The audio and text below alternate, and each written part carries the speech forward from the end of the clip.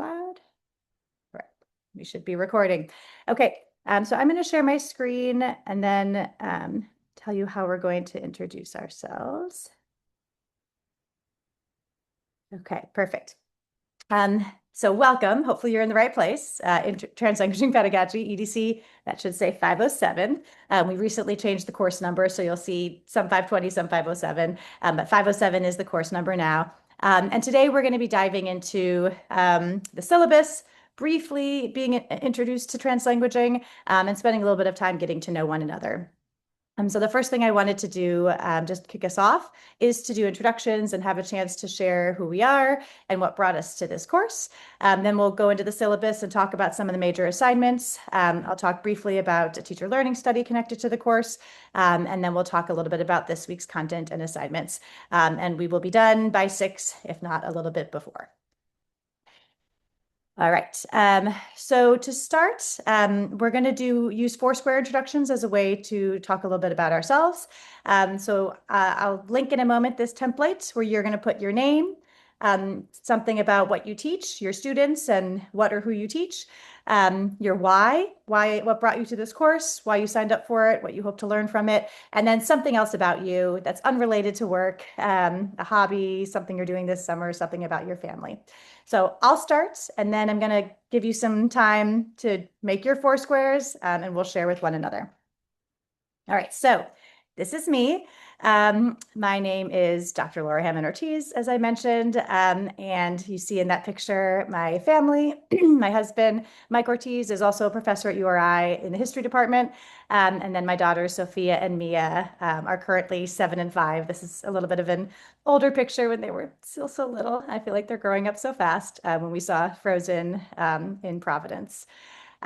My students, I teach URI undergrads, I teach in our master's program, and I work with our doctoral students. And I've been a teacher for many, many years at many institutions. So you can see on the right the different institutions where I've worked and where I've taught. So URI, obviously, at the top, but also at the University of Wisconsin, the University of Notre Dame, the University of Colorado Boulder, and the University of Northern Colorado. I'm originally from Chicago, and I've lived in Texas and Wisconsin and Colorado and Santiago, Chile. So I've lived and worked in a lot of places, but I've been a Rhode Island transplant since 2022, and I love it here, and I love summers in Rhode Island. So I'm very excited as we move into these warmer summer months. My why, so why I teach this course, why I designed this course, is because I think it's really important for us as educators and teacher educators to start to shift mindsets and to see students' home languages as un regalo, as a gift, not as a burden. And I think even though in Rhode Island, we use terms like multilingual learner, and we're working towards, more asset-oriented ways of thinking about multilingual students. Still too often, students who are bilingual and multilingual are viewed in terms of what they lack and not what they bring. And so I think translanguaging pedagogy really helps shift that. And that's what brought me to this work. Oh, I didn't mention, I'm a former second grade teacher. So that's how I got my start teaching in Texas.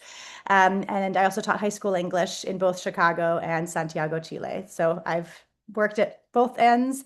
I briefly coached middle school track and cross country.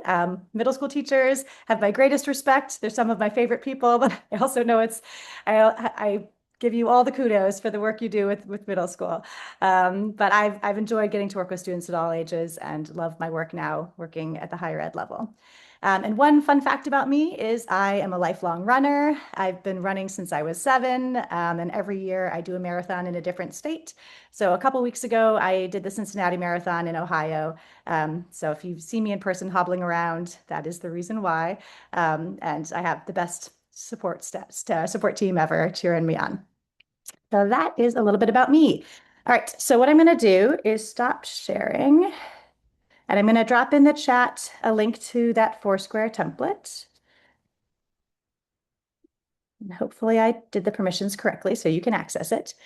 So you should be able to see that on slide 2, there's the model. Make a copy of it, paste it below, and you can start creating your own.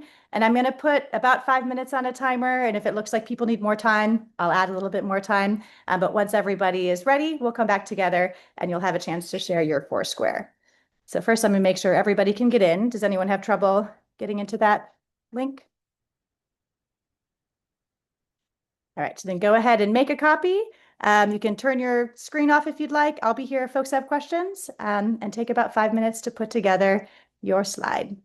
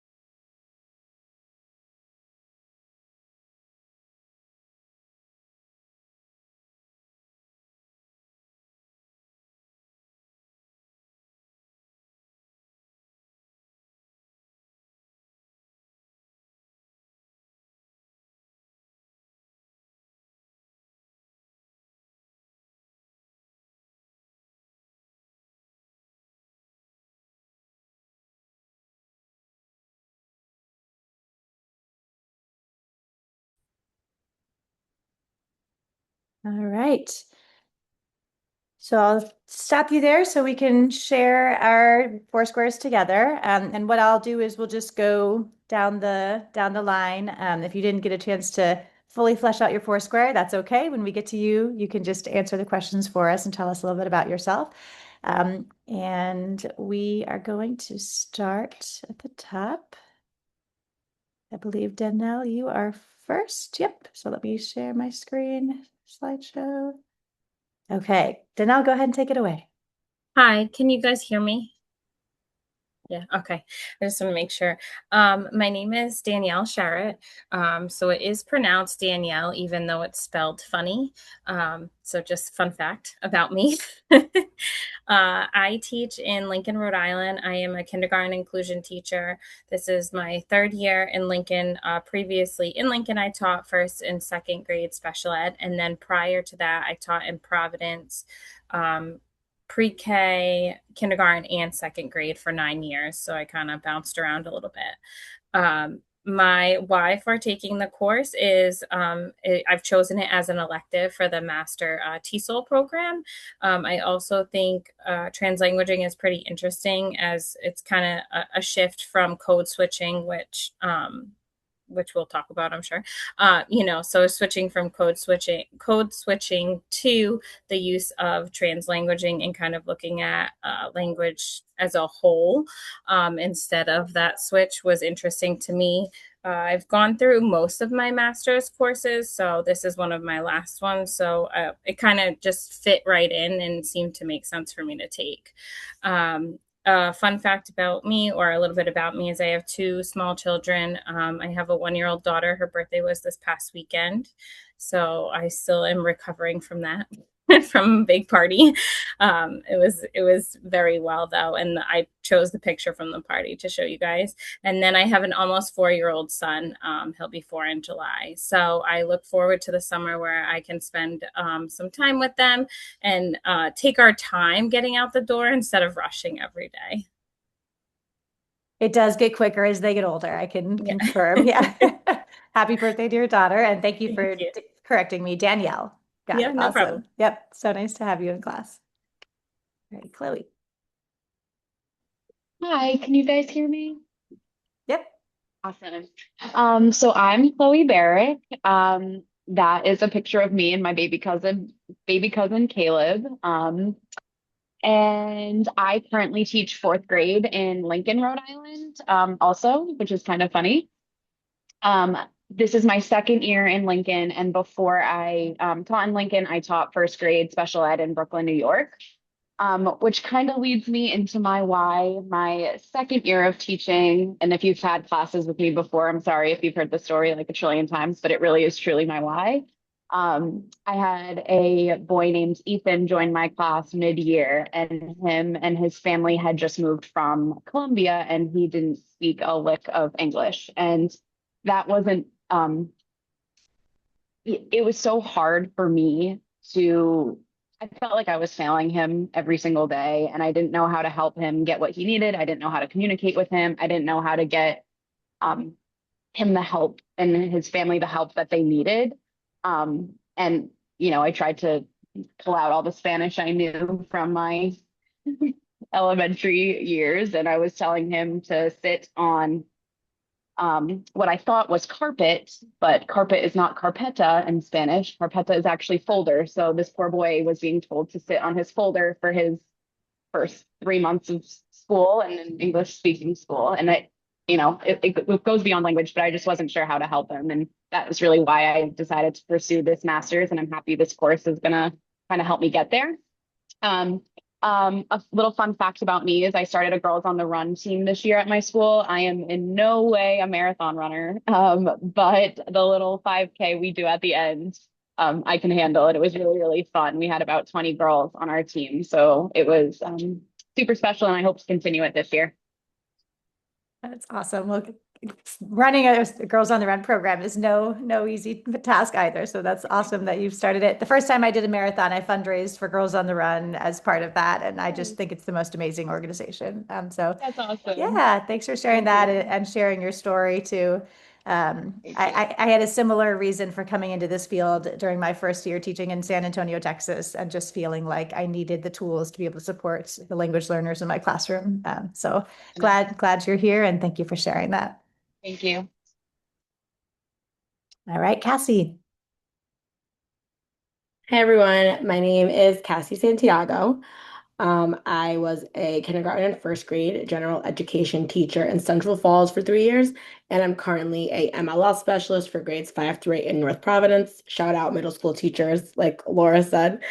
Um, I'm also excited to be making the transition into higher ed at URI this fall. My why is that my PhD research is focused on how higher educational institutions prepare pre-service teachers to support MLLs, and so much of translanguaging affects MLLs. I'm also part of the URI Translanguaging Lab, so I took this class to provide like a lot more of a base and like foundation in this topic to support me in the work that we do in that lab, and also the work that I'm hoping to do in my dissertation and my research. And something about me is I love reading for fun. I'm a huge romance and fantasy reader. So if anybody wants to like compare books or like fangirl and geek out with me, like please do. I saw Joanne raising her hand, two hands up. I did too. Yes, we'll chat. We'll chat. I love it. And Cassie is one of two doctoral students who are in this class, and they have a special, fun, different final project they'll be working on to deepen their knowledge around translanguaging research and practice. And I didn't even mention the Translanguaging Lab, but I think it's maybe in a later slide. But I am also the director of the URI Translanguaging Lab, which is a research lab focusing on translanguaging that we just launched this year. So you'll be hearing a lot more about it throughout this course. And Cassie and Sharon have both been involved with that. Thank you, Cassie. Great to have you. Shannon. Hi, my picture didn't go up, but I had Yeah, a let little me- picture. I'll start Oh, it there it again. is. Yep. And slideshow. Yep, there you go. Okay, so hi, my name is Shannon. This is a picture of my sisters and myself, and then my little baby niece. My sisters had a baby last summer. So, I'll start with my students. So, my students, I teach right now in Providence, first grade special ed inclusion. Um, and then last year is my first year teaching, and then last year I taught in Spain for 1 year, so for one school year, and it was just awesome. I taught English, and I learned so much because like I went there with just my Spanish I had from school, like the bits and pieces, and then when you're immersed, you just learn like so quick, so much because it's just all in front of you. Um, and it was awesome. And it really kind of goes into my why. Um, like after being there, and then I come into Providence and I was teaching in my little special ed inclusion class. I teach a ton of students who are MLLs, and especially in Providence, it's very urban, so there's just a lot of them at our school in general. And I just want to be able to like use like best practices to reach them at where they are now and help them grow and develop in their skills in their languages. Because a lot of them like are at different spots. You know what I mean? Like we have different levels. So really just getting them where they are so they can grow because it's really important. And then expansion, I put expansion of teaching and learning because I want to essentially, I don't see myself in the classroom for 40 years. I think I want to like move on and do bigger things, like maybe go to a college and let people go and do the experience that I had and like help them to do that. And also like work with schools in different countries and how can we like make that divide because like Chloe, you said you had Ethan, right? Was it Ethan? Yeah, so we have students who come in from, and I always think like, oh my goodness, like how can this gap be like closed a little more because they come in and they have no idea like what's going on because they don't know the language at all. And then you're teaching them, they have to learn like the alphabet and all the letters and the sounds. And it's like, well, they don't even know like where the bathroom is or what the bathroom is or how to say like I need a pencil. Like it's just so there's so much. It just gets me like so excited. So I can't wait for this class and it's an elective for I'm doing a master's in TESOL.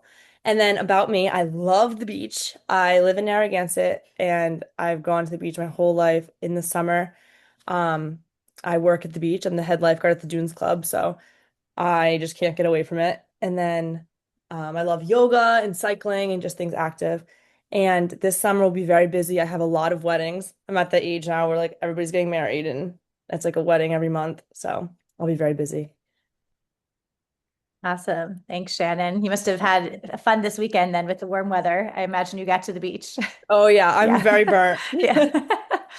And That's I'm very awesome. Irish, so it doesn't really That's great. Where in Spain did you teach or where did you work? I taught in Galicia, but I got to Okay. travel all over, so it was awesome. Yeah. I studied abroad in Toledo, just outside of Madrid, and my husband has some family in the northern part of Spain, so we go back a lot. So Oh yeah, wow. it's a Yeah, and great it's funny place. because there's a teacher at my school right now who's doing the exact thing I did, just backwards. So she came from where I was in Spain to here, and it was Mhm. just weird. We are like, wow, this is so funny. Yeah, awesome. That's great. Well, thank you, Shannon, for sharing that. And Yes, of course. yeah, I will definitely dive into how we can think about, tapping into students' full linguistic repertoire so they feel like they're a part of our school community and we can support them more effectively. Awesome. Great. Next we have Emma. Hi everyone, my name is Emma Hidalgo. I previously taught English as a foreign language in an elementary school in Japan for 2 years, and now I work at Rhode Island College in the admissions office, and I work with student ambassadors. Those are my students now. My background, so I actually graduated URI 7 years ago today, but not in teaching, actually. I was a writing and rhetoric major, which that major no longer exists, and I was like, wow, I feel old now that my major doesn't exist anymore. But that goes into my why. So because my background wasn't in teaching, I'm really interested in expanding my knowledge on how to become a better teacher because even though I taught with a main English teacher in the classroom, I didn't feel like I had all the tools, and that is something that I'm interested in doing is going back abroad and teaching English. So that's why I'm pursuing a master's in TESOL. And then about me, I actually just came back on Sunday from Santiago, Dominican Republic. I was visiting my grandparents, and it was a really quick but awesome trip because it was my first time back in 20 years. So it was really cool to just, spend some quality time. I love to travel, and I've been to over 10 countries. So if you love traveling, let's talk about travel plans because that's one of my things. But yeah, it's so great to meet everyone. That's amazing. And I'm so glad you got to have a trip to see your grandparents. And wow, that must have been so special after not being there for so long. Awesome. And yes, I also love to talk about travel. So you're in good company. And I'm excited to hear the different perspectives that you bring and others will bring about the experience living and working in different places. Thanks, Emma. Welcome. All right. Next we have Jessica. Hi, I'm Jessica. That's a picture of myself and my two girls. I have a 25-year-old who's also a teacher, and I have a 16-year-old. Um, I'm a high school reading specialist in Lincoln, so I do recognize some people here, and some people have we've taken some classes together, but we've never actually officially get to meet. So this is nice to see everybody. So what I do is I teach reading, we call it reading enrichment classes. And then I also co-teach or collaborate with content area teachers. So I'm kind of doing a variety of things a week. So the students in my class all have a PLP, some have IEPs, some are MLL students, some have a combination of many things. So the reason why I'm doing this is because the MLL teacher and I collaborate a lot because we have a lot of the same kids, and our population in Lincoln, even though it's not significantly high, but has increased greatly in the last couple of years. So, and since a lot of my students are MLL students, I just thought it would be a good idea to learn more of how I can help them. And something fun about me is I have a house in New Hampshire, so we just go there for the whole summer. So it's nice that now I can just bring my computer with me and take my classes there. That sounds amazing. Is it kind of up in the mountains in New Hampshire? It's in Conway. Okay, nice. Oh, that's got to be lovely. Are you already there or not quite Nope, yet? not yet. Finishing up the year. Yes. So my girls both have a job in New Hampshire, and I kind of can just relax. Sounds amazing. Awesome. And I'm glad you're here representing high school as well. So we've got the full breadth of different grades. And yeah, excited. I'm glad to hear so many folks are from Lincoln too. What a great connection to have across the district. So welcome, Jessica. Glad you're here. Thanks. All right. Oh, Danielle, you already went. Okay, so there must be an extra slide there. Okay, Sharon.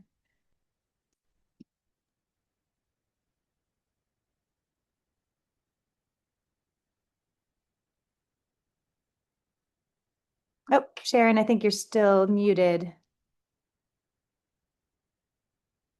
Oh, no, it says you're not muted. Huh.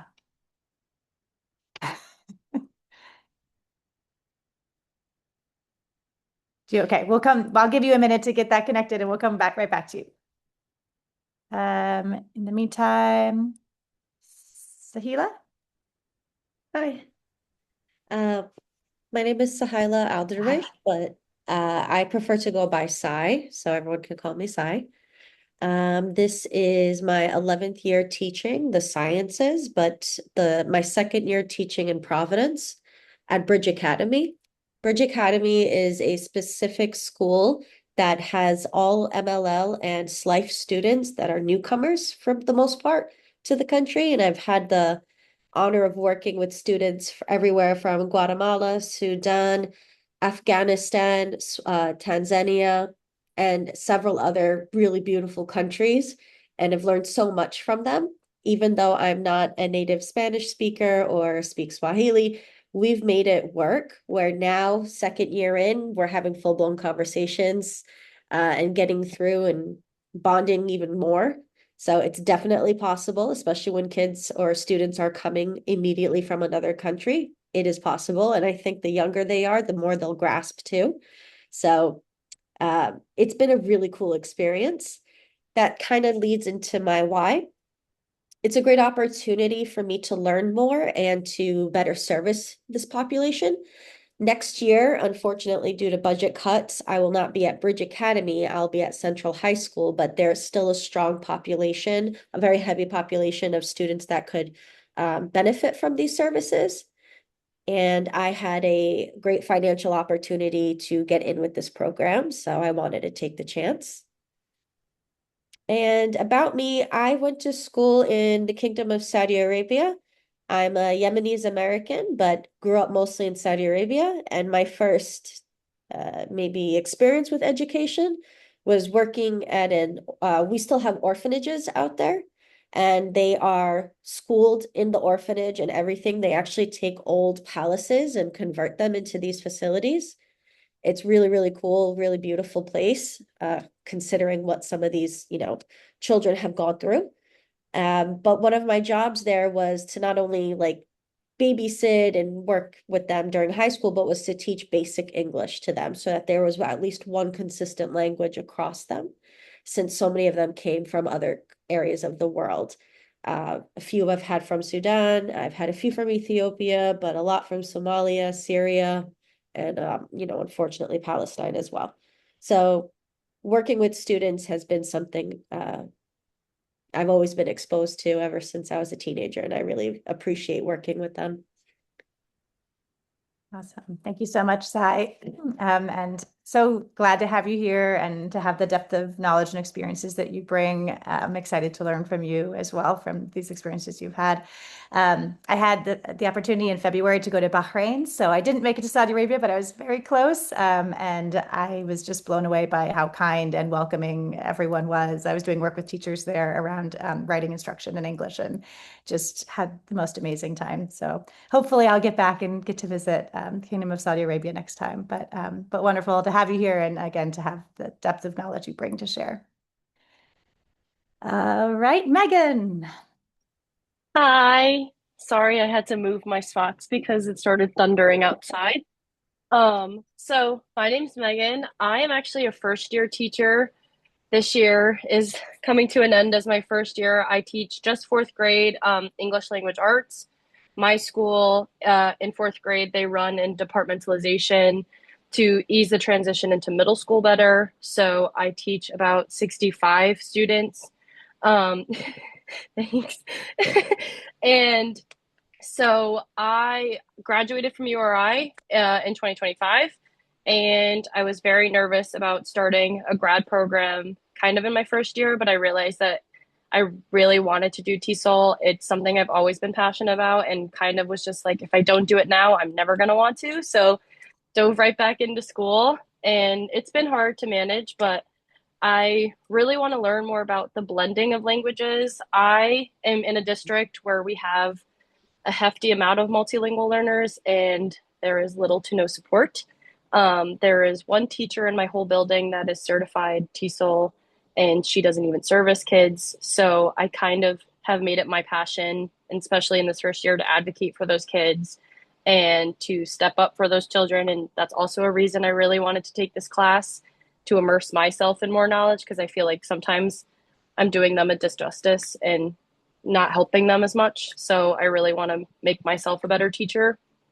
And a fun fact about me is I've worked basically every summer since I was a teenager, and this is officially my first summer I'm going to take off. I'm going to work on my classes, and then I'm also training for a half marathon I officially committed to. I'm going to do the Newport half marathon next year. So I'm starting to like officially train for that and get myself back into running. So yeah, I'm kind of in the end of my first year teaching, starting getting like my wings, but not there yet. But I'm really excited to take a class that's going to help me out a lot more and help my kids out a lot more. That's awesome. Well, we're happy to have you here. And I love having first year teachers and people who've been teaching for 25 years, all in the same class, because it's such a great way for us to all learn together and learn from one another's expertise. So I'm glad you're here. Where do you work? Are you in Rhode Island? I'm in Griswold, Connecticut. In I'm Connecticut. from Connecticut, yeah. Okay, gotcha. Yes. Awesome. Well, welcome and good luck with the training. I did the Newport Thank you. Half a couple of years Yes. ago. It's a really nice course. It's a Yes, little hilly. I was like a runner and when I was in high school, and I started running in college, and now I'm like I really just want to get back to it, and I think it's just a good place for like after school activities to like let loose and like let go. So I want to get back into it really bad. Awesome. I fully support it and love it. Good to have you here. Oh, sorry. Actually, we're going to go back to Sharon and then we'll keep going forward. Hi, so can you hear me now? Yes. Okay. So, my name is Sharon D'Antuano. I'm a mom of three. My oldest is just turned 31 on Friday, and my youngest is 25. And my middle one had a baby, so I'm also a grandma. And I worked for 20 years in Warwick Public Schools as a speech language pathologist. So that was my 20 years there. And then I am now a clinical assistant professor in the Department of Communicative Disorders here at URI. And I oversee the child clinic for our grad students. And I am also a PhD candidate in the Department of Education. And my why is there's a whole bunch of them, but I was an MLL child who was referred when I was like 4 years old and started preschool because for some reason my parents did not want me to know any English. And at that time when I was young, it was like embarrassing to know another language. I don't know. I just felt a lot of shame in it, and it made me feel bad that I knew another language when in reality it should have made me feel good. And then working in the public schools, I saw how often children who were MLL were misidentified. So either over-identified as needing special education services or under-identified when they do need it, not getting services. So I had a child who spoke Arabic, a big Egyptian dialect, and they diagnosed him with severe autism because he wasn't able to follow directions and had what they called echolalia, but it was because he was learning English. He had so little English. How could it would be like me trying to follow directions if they were speaking Arabic to me. I wouldn't be able to do so. So it just bothered me so much that coming here and being in the PhD department and learning about this translanguaging and realizing, wow, that's exactly how I communicated with my grandparents and how we communicated as a family and how it should be valued made me, that's my long reason for why, and I'm sorry it was so long. But about me, I love to travel with especially with my family. I love when my kids and their children and my husband and we're all together and we like to hike and explore anything. So, yeah, I want to go around the world and Love read. it. Well, thank you so much, Sharon, and thank you for sharing that story. I think it's always powerful to hear people's whys when when it just connects back to a specific student and seeing the injustice, as someone else put, of what happens when we don't have a translanguaging perspective on who our students are and what they can do. And I'm glad that you're continuing to advocate for that to change. So thank you for being here. Awesome. Okay, Marissa. Hi everyone. My name is Marissa. So I actually just graduated, so I am not a teacher. Well, I haven't started teaching yet, but I did get a job teaching sixth grade social studies. That's part of my about me, actually. I am moving to Florida, so that is where I am teaching. There's a very high population of MLL students there, so that's also like a little bit about why I am doing it. But I was at a placement at, thank you, Megan. I had a placement in Cranston East, and I was in a sheltered history class, and I actually was like, I love this. This is something I can see myself doing. So that's why I decided to pursue the 4+1 program. So that's why I'm in the class now and taking it all. I just think it's really interesting how people can use their language and how it just makes them everyone unique in their own way. So yeah, and then also I am going on an Eastern Mediterranean cruise as a little graduation present to myself, which is also something I've always wanted to do. So kind of just, it's a busy summer. We're doing it all. Awesome. Well, welcome and congratulations on just graduating and jumping right back into school. I saw somebody else who just started our program who was doing the same on Sunday, and I was like, all right, well, tomorrow we'll jump in together. But glad you're here. And where in Florida are you moving? I'm moving to Pompano Beach and I'm teaching in Boynton Beach, so it's the West Palm area. Okay, Yeah. awesome. Well, I'm sure you'll get plenty of sunny days in your new teaching and living location. Oh But yeah. that's awesome. Might as And well green well, papers by the beach. So yeah, I mean, why not, right? We get it only 2 months out of the year here, but you'll get quite a bit more. Yeah. Awesome. Well, welcome. Glad you're here. And congratulations on graduating. Willa.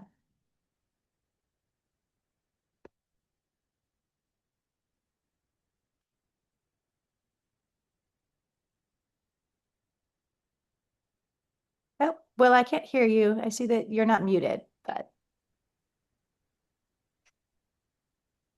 maybe try the volume.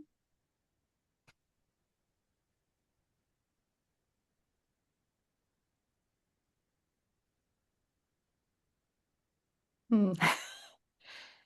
One thing you could do, do you want to hop out and hop back in the call and we'll see if that works? Okay. We'll see you in a moment. Okay. And while she's doing that, Joanne, do you want to go next? Hi. I'm Joanne, and as you can see from my picture, I love reading. Historical fictions, also fantasy, quilting, all of that stuff. And my cat, he's a Maine Coon. I've always adopted cats. So either Himalayans, Persians, or Maine Coons. I kind of do this whole thing for years. Um, but that's getting to the about me before the other stuff. Uh, my students, I teach ninth grade English language arts in a charter school. I also have special ed background, MLL. I started teaching over about 10 years ago, and I started by being a teaching fellow in a SLIFE program.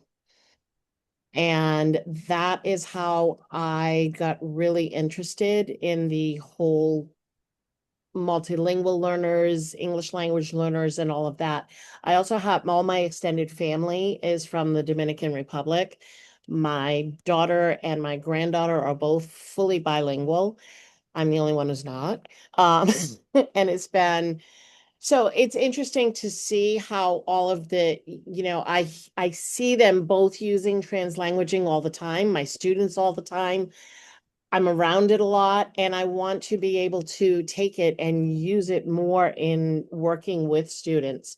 My whole goal is to get out of working more in a general ed classroom and I would love to be able to shift into completely just multi-language learning support and teaching full classrooms or even departments or however I can transition to that.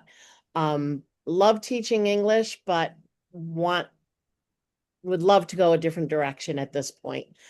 Again, love reading, quilting. I make maybe 1 or 2 quilts a year, depending, because they're very time consuming.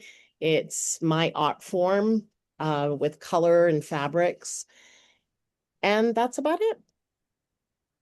Awesome. Well, we're happy to have you here. And did you mention, Joanne, where you teach? Oh, you said a charter school in I Providence? teach a charter school in Providence. In Yeah. Providence. Okay, great. Awesome. And yes, there's so many great roles with MLL specialists, including kind of co-teaching push-in models and being an MLL specialist in a building, which Cassie could chat with you more about too. So that's exciting to hear that that's becoming a passion of yours. And I wish I could say I had skill in quilting. I do not, but I have a lot of admiration for folks who quilt. Awesome. Well, welcome. And we're going to go backwards to Willa. Can you hear me? Yes, we can hear you. Oh, okay, good. Okay, hi guys. I'm Willa Hitu. I thought I put a picture. I guess it didn't upload. Oh. That's okay. Let me do it again. Oh, there it is. So that was me and my family at my graduation last May. I graduated from URI with my bachelor's degree in secondary education and history. So I did my student teaching at North Kingstown High School, which I really loved. I had 2 MLL students in one of my classes. They were both WIDA level 4s, Spanish speakers, so they didn't really need too much support, but it was still some experience working with them. But right now I am an in-school ELL tutor at a district in Connecticut. So I kind of work with a group of 5 students, 4 girls, 1 boy, and I kind of go with them to their classes, see what they're learning about, and then we usually have at least one dedicated period together to work through their content work. And if we have any time, we work on some ways to kind of help with their English development. A lot of the students I work with are level 3s, so they're pretty fluent in English, but we just work on things like the difference between too much, too many, a lot, that kind of thing to strengthen how they speak. So right now, my why is I want to learn how to better encourage the students I work with to use both of their languages to their advantage in school, because oftentimes they're kind of embarrassed to speak Spanish, or they hold back when they don't know how to say something in English. They just stop. And I'm like, no, tell me. I want to know. I want to hear you talk. So I think this will be a really great way for me to learn more ways to help them use both their languages to their advantage. And something about me is I'm an avid reader, like some others on here. I love history-based books. I majored in history, so that's what I like. And I also like historical fiction. So yeah, that's me. Awesome. Thank you, Willa. And yeah, I appreciated you sharing some of your stories. And I was thinking about, how Sharon had said when you were a child, you felt like embarrassed not knowing English. And I think, unfortunately, in some spaces that has shifted, but I think it's also true that oftentimes students don't feel like they should bring their home languages into our classrooms, even today, which sounds like, Willa, you've had a little bit of experience with that with some students. So yes, I'm excited to think together about how we can create spaces where students do see that the languages they bring are an asset and that we as educators can create more spaces for them to do that. So thank you and welcome. Did you ever have a class with my husband, with Dr. Ortiz? I didn't. I missed out, and so You many of my did. friends had him and loved him, so I feel like I got left behind. Yeah, he gets pretty good teaching evals. He's yeah, that's too bad. Well, next time, maybe if you do a master's in history, we'll get you the second time around. Exactly. Awesome. Okay, great. Well, thank you. Did I miss anybody? I think Willow was last, but speak up if you didn't get to share. Okay, great.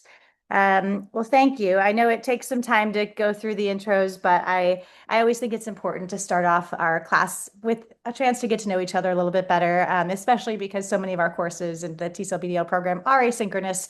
It's nice to have a chance to hear each other's voices and learn a little bit more about one another. So thank you for that.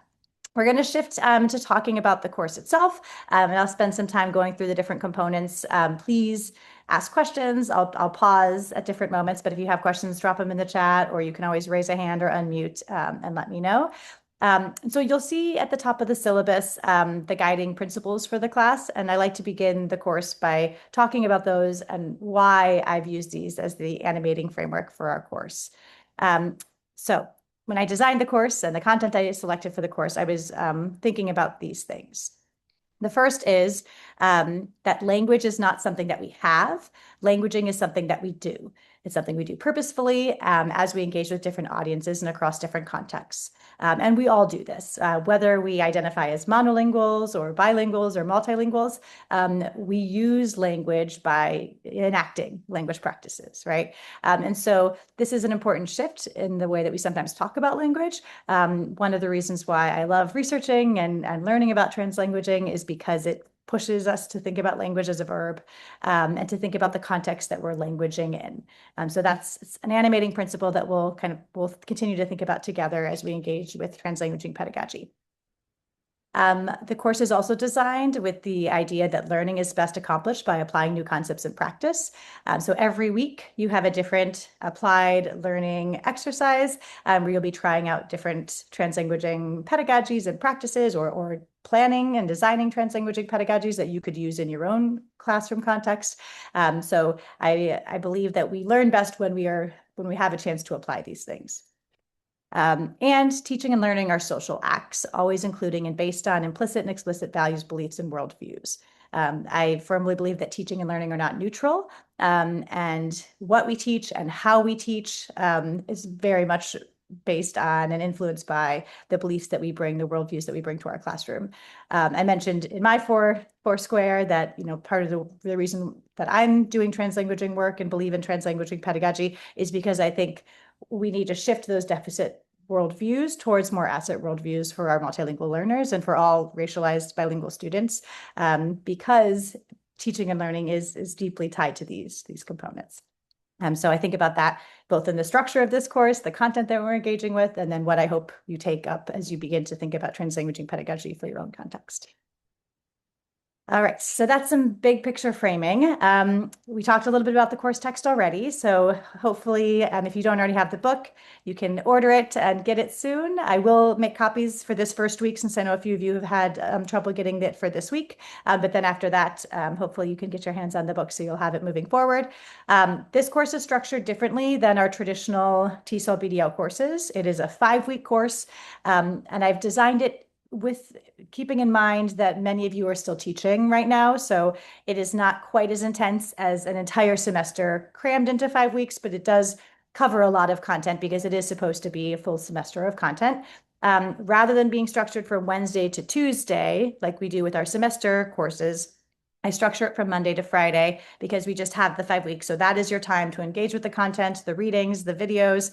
And then on Tuesdays, we'll have the synchronous time together where we'll be sharing.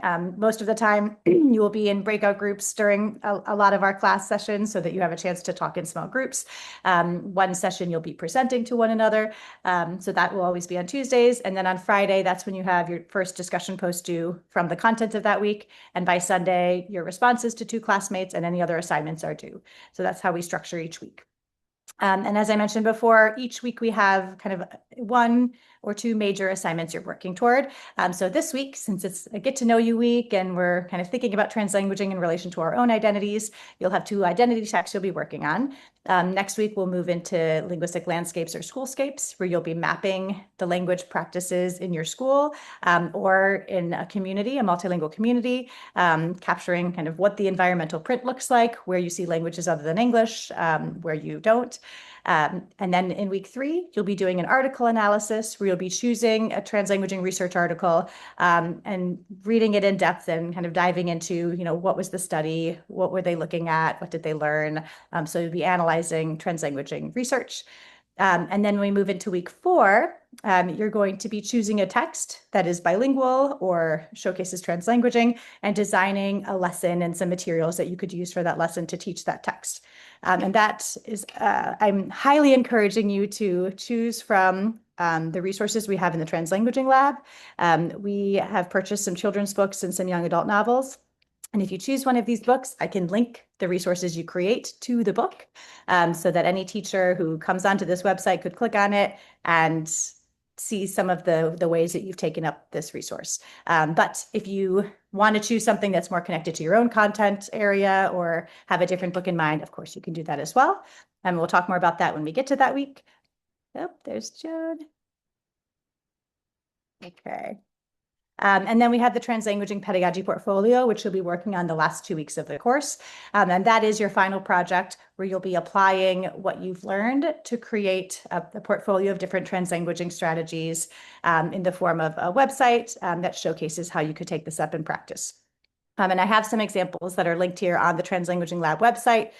So for example, this was a teacher who took this course last year who works in a Portuguese bilingual context. And so she created her website here, and you'll be learning about 10 different purposes for translanguaging. So for each one, she has what it is and then some different resources of how to do that. So you have these examples. You're welcome to look at them if it's helpful to see some examples of it in practice. But that's what you'll be doing as your final project. Except for Sharon and Cassie, that's where you'll be doing your applied research paper for your final project. So I'll pause there since that was a lot of information about structure and assignments and the text. Any questions?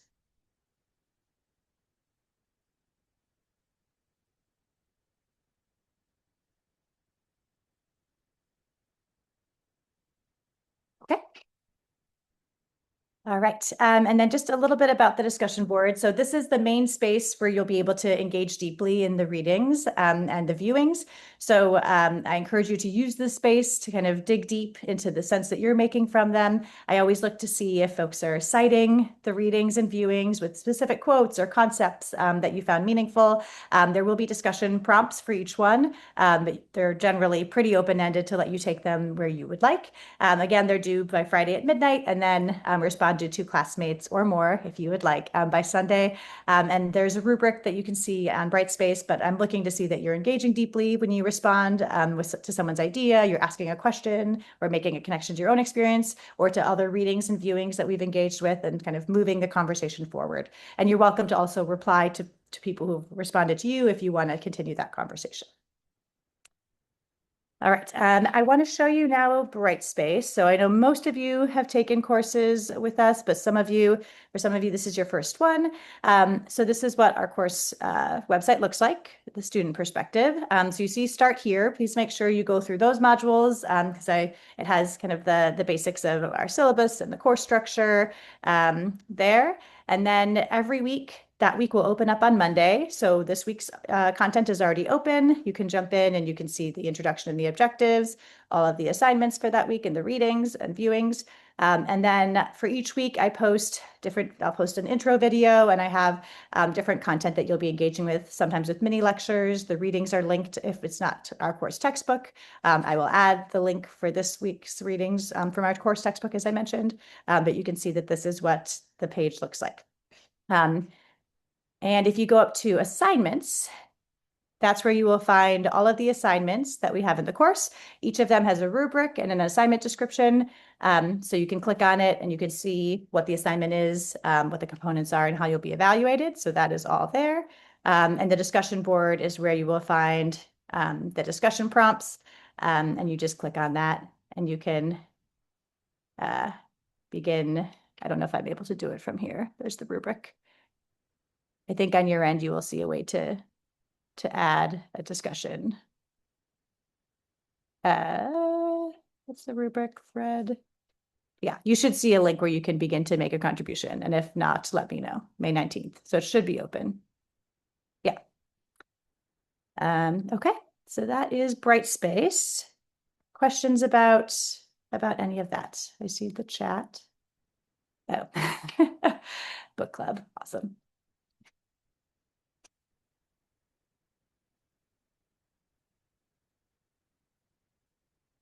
Okay, then let's move into, one last thing. If you would like to see any text for any of the videos, I have put everything up into YouTube before uploading it onto Brightspace. So you can always click on the CC button, closed captions, and then you can see the text as well for anyone who's speaking.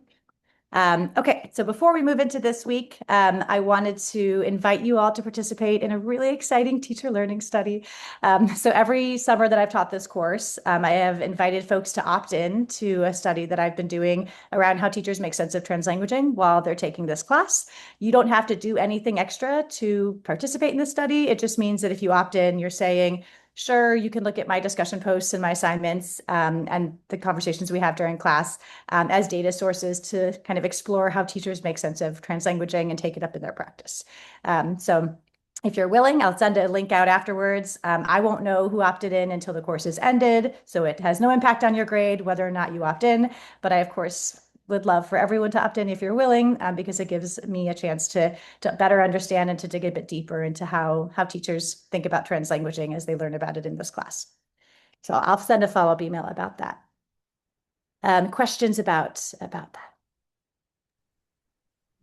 I just have a quick, not a question. I went on to the site Brightspaces, and the link in order to start a discussion is not opened yet. Like it's not there to create. Thank you. I will take a look at that as soon as we hop off. Okay, thank you so much, Joan. Yeah, normally when I show you how to use it, it pops up. So I had my doubts as well. I'll see what's going on with it. Okay, perfect. Awesome. So this week we are diving into what is translanguaging and thinking a little bit about our own linguistic identities. The readings and viewings, as I mentioned and just showed you, are already on Brightspace. Our guiding questions are, what is translanguaging and who are we as lingual beings? You're going to start by watching a very brief video from Ofelia Garcia, who is the scholar who's really popularized the concept of translanguaging in relation to pedagogy in the US and also, is known globally for her work in that area. You'll also be reading a chapter from Ofelia Garcia and her partner, Ricardo Otegui, talking about how they understand translanguaging theory and practice. After that, you'll dive into our course textbook, looking at the first 3 chapters, which do a wonderful job of situating translanguaging and thinking about it in relation to teaching and learning. There's a few case studies that you'll be following throughout the book. So you're introduced to those 4 teachers in their classrooms, those 3 teachers in their classrooms, which will then carry you throughout the course.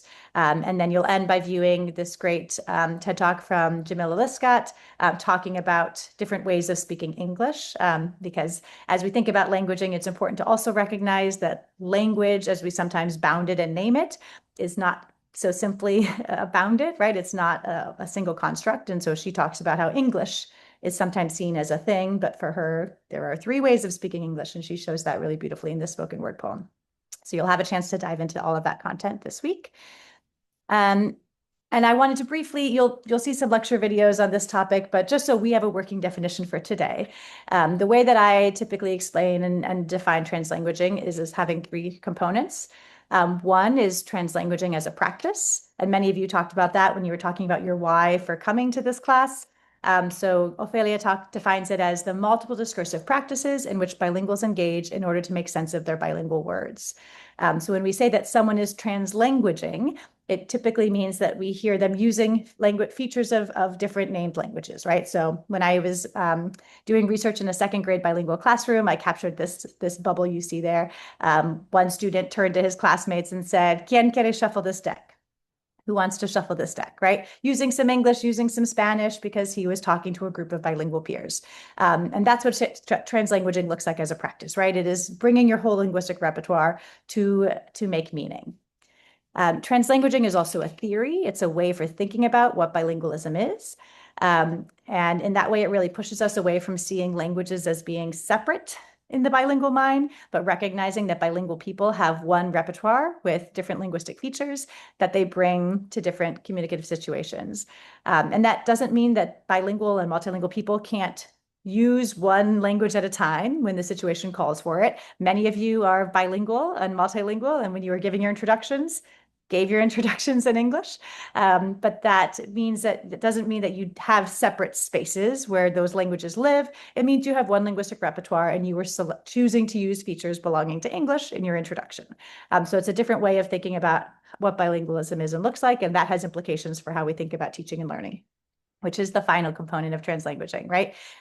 So translanguaging as a pedagogy means we are thinking about how we can flexibly and strategically use students' linguistic resources in the classroom, or make a space for students' linguistic resources in the classroom. And so that's what we'll be really focusing on in this course as we think about, ways we can open up these spaces strategically in the places where we teach. All right, I will pause there. You will be diving into this in much more depth for this week. But any initial questions or comments?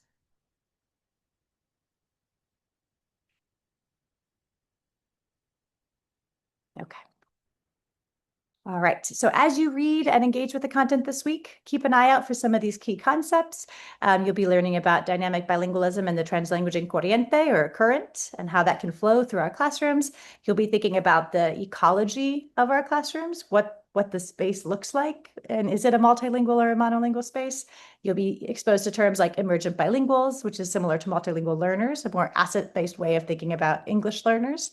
You'll learn about translanguaging rings and bilingual zones of proximal development, so the different scaffolds that we can create for individual learners as they engage multilingually. You'll be learning about the three components of translanguaging pedagogy: stance, design, and shifts. And you'll be learning about critical consciousness, or really cultivating students' ways of critically understanding their own positionality and the way power and language operate in the world. So those are some key concepts to keep an eye on as you are reading for this week. All right, and then our assignments for this week will be the discussion board and the 2 responses, and then 2 identity texts. So I want to briefly frame these for you. There's a much more detailed explanation of what these things are in the Brightspace page, but I want you to see now some examples of what that looks like and have a chance to ask questions. So to get to know each other better, in terms of who we are as language users and lingual beings. We are going to be creating language portraits and writing a description about that, and I am from poems. And next week when we meet, we're going to share these artifacts with one another. So you'll upload them into Brightspace, but also you'll be bringing them to class so we can share in small groups. And so identity text is a term that was introduced by Jim Cummins, and it essentially means a literacy project or practice where people are bringing their multilingual and multimodal selves to the task of writing it or composing it. He used that to describe the literacy work that he was working on with language minoritized students who are making multilingual text to reflect their lived experiences. So we're using that idea to think about multilingual and multimodal texts.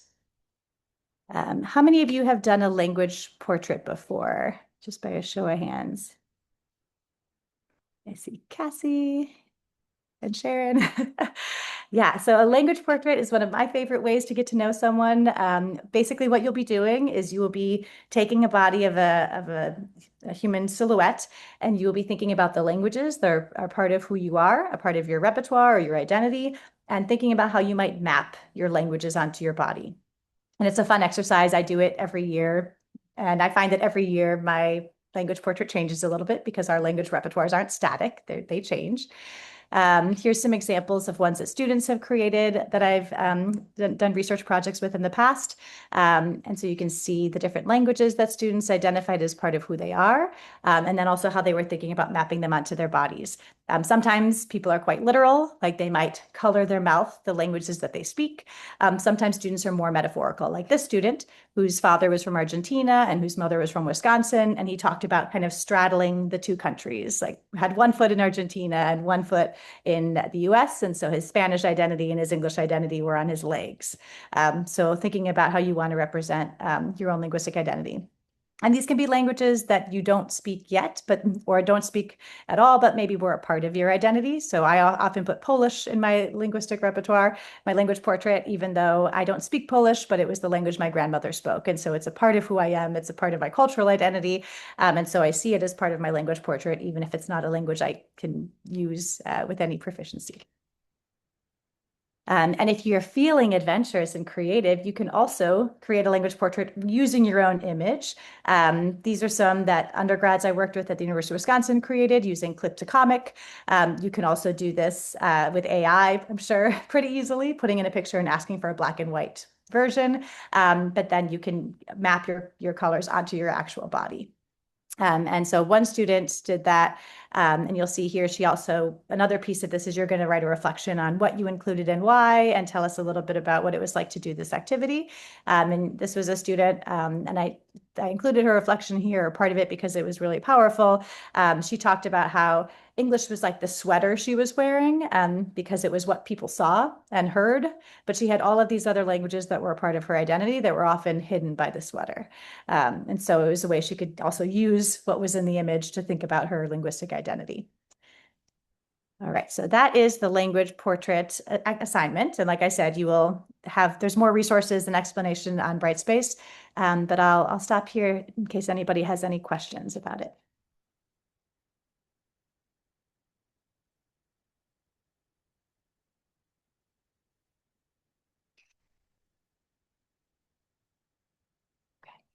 Good to keep going? Okay. So that's part one. And then part two will be writing an I am from poem. So I'm making you turn on your creative juices this week. So an I am from poem is a poem where you reflect upon, the things that are a part of who you are, like where you were born and your family and what life was like growing up.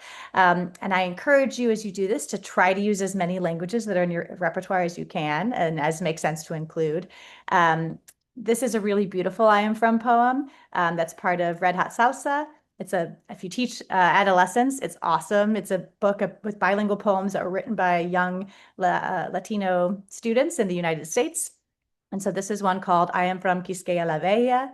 And you can see from merengue, bachata, perrico ripiao, and church bells on Sundays.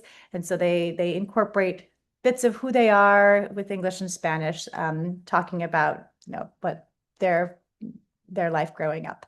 I have also written my own version of I Am From poem that you can see on Brightspace as well as an example, and lots of resources. So be creative, have fun with it. It's a chance for you to share a little bit more about who you are than we were able to dive into with our Foursquare activity, and also to think about, if you were to bring in other languages, what languages might that be, and how might you bring them in? So like I gave the example of Polish. I don't speak it fluently. I'm trying to learn a little bit, but we have Polish Christmas Eve every year with my family. And so a lot of the food words and a lot of there's like short phrases here and there, like dzień dobry, which means like kind of like hello, a good day, that are a part of my repertoire. And so some of those I incorporated into my I Am From poem as a part of kind of my own linguistic identity. All right, so I'm going to stop sharing so we can see each other again. But those will be the two main assignments for this week beyond the discussion board, again, as a way for us to dive into getting to know one another better. They're both translanguaging pedagogies you could use with your own students. So I think it's good for us to practice them, try them. And then when we have class together next Tuesday, you will be in small groups sharing what we did. All right. So we have about 15 minutes for any final questions. Otherwise, we'll wrap up a little early. I have just a quick question because Yeah. I know you covered a lot of material, so I just want to make sure I have it in the right places. So on Fridays, we have the discussion boards. Are these two prompts, these two assignments part of a discussion prompt, or are they something? So are they all due on Friday? No, so Friday is just the discussion board. So you have Monday through Friday to engage with the content. And then by Friday evening, so that everybody has time to read one another's posts, by Friday evening, you post your response to all of the week's content. And then everything else will always be due on Sunday. So Sunday is when the assignments are due, and Sunday is when your responses are due. Great, thanks for clarifying. And I know it's a little bit different than some of the other courses because it's the condensed format. So I'm glad you asked. I have a quick question. Yeah. Did I miss where the language lab was? Is that on Brightspace? Oh, great question. Let me share my screen again. Okay, so I'm going to share. Nope. Let me get us back to that. I will share our, oh, I did that for no reason because it's under Brightspace. If you go to Course Home, you will be able to see Start Here and our week's content, but I also have two other places where there'll be resources. So here you have the articles for the article analysis assignment. So that's not until week 4, but you're welcome to read in advance. And if you find an article, if you have a different topic you want to explore, you can also email me and say, hey, can I read this one instead? But also, you have a place that says Synchronous class slides and resources. So right now this is empty, but after today's class, you will see week 1, and that's where I will put the recording from the class and also the slides. And so those slides, I'll put a link to the Translanguaging Lab website as well. It's just, if you Google URI Translanguaging Lab, you can find it. But all the resources that I share during class, you'll see here so you can access them. Okay, thank you. Yep. Thanks, Danielle.